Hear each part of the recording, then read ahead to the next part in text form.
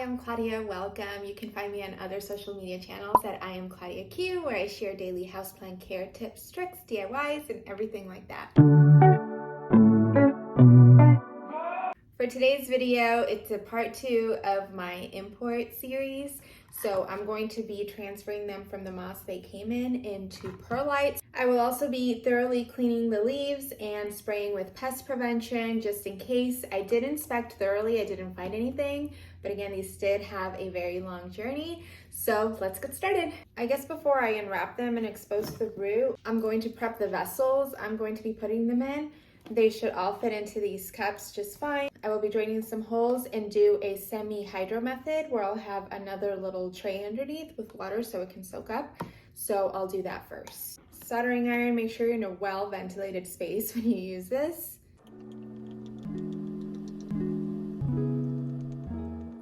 And they're just gonna look kind of like that. Okay, so I have my 6 containers that I'm going to use now, ready to go. And I specifically want to use separate containers for each, even though I can probably do a couple in one container, because if there is going to be a plant that's struggling or the roots aren't, going to be doing so well or what have you, I want that to be an isolated plant event versus possibly spreading to the other ones. Okay, so now we'll start on exposing the roots.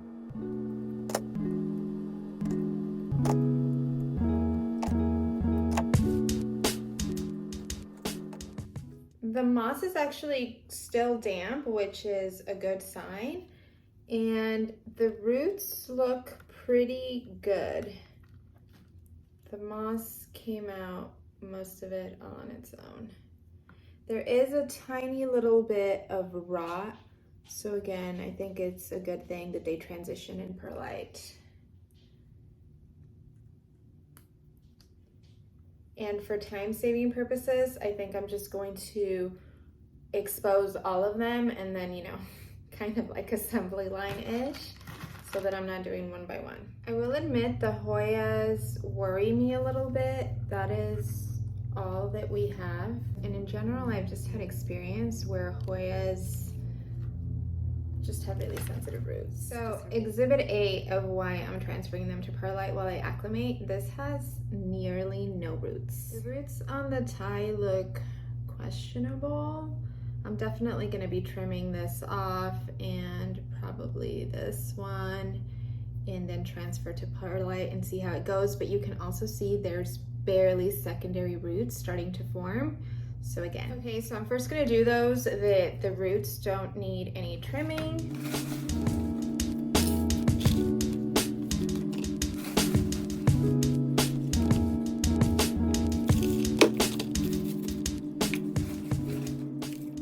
I'm submerging 2 nodes here just to give it a little bit of an extra oomph.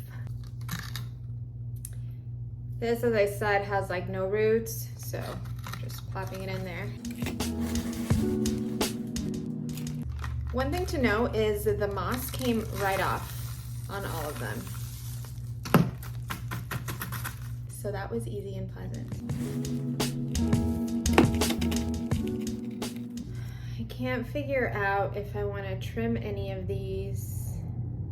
I think I'm just going to leave it and see how it does.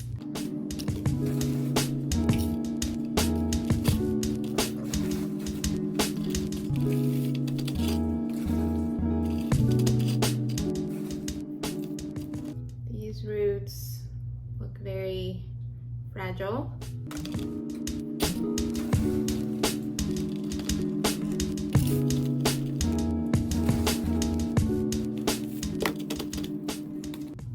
I don't think the majestic needs any trimming for now,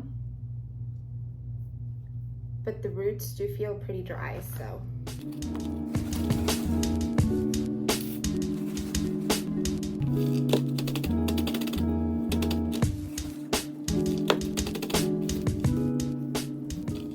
Probably gonna give this guy support because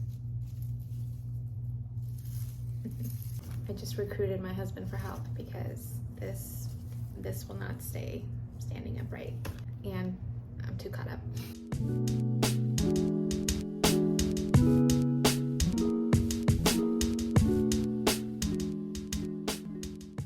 Not my best job, but it'll do.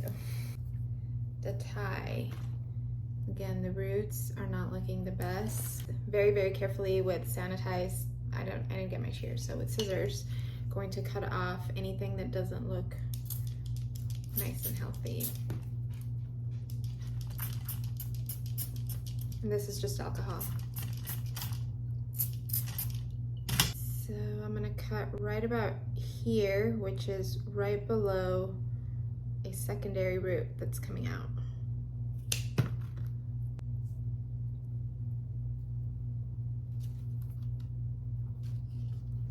And I'm gonna make one more cut. So again,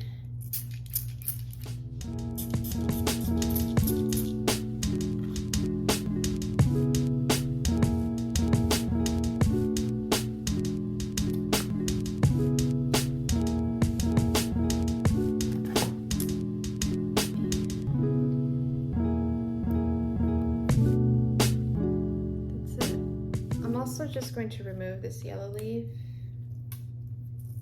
because it's retiring anyway.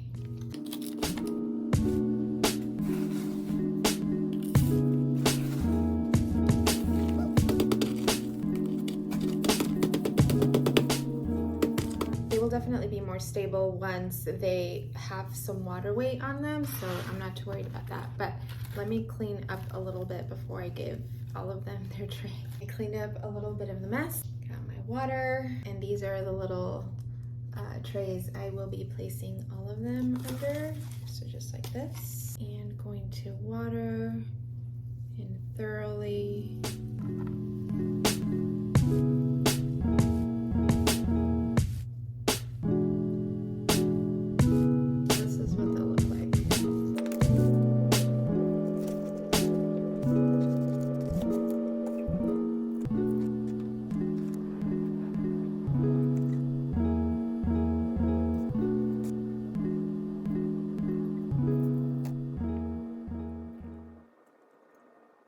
And I'm gonna finish this up by spraying them with Perfect Plantista. It's an all-natural insecticidal soap. I've had great results eradicating spider mites. They also claim scale, mealy bugs, thrips, all sorts of things. So instead of cleaning each leaf one by one with my DIY pest prevention, since there could be something I'm not seeing or whatever, I'll just go with this that is all natural and, you know, keep them, I'm definitely gonna keep them isolated for at least a month.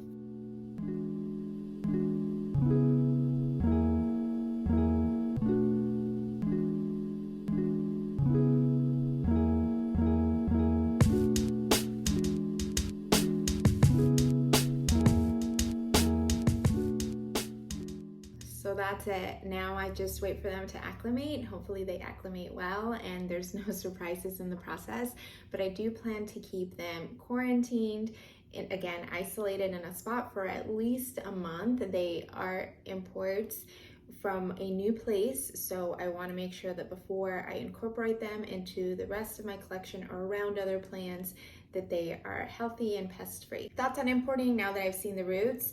I am surprised at how many of these didn't really have roots. Some of these were like cuttings. So I am surprised about that. Having said that, I feel like the monstera, the scindapsus, the majestic, those all had pretty good healthy roots to work with. So I am hopeful.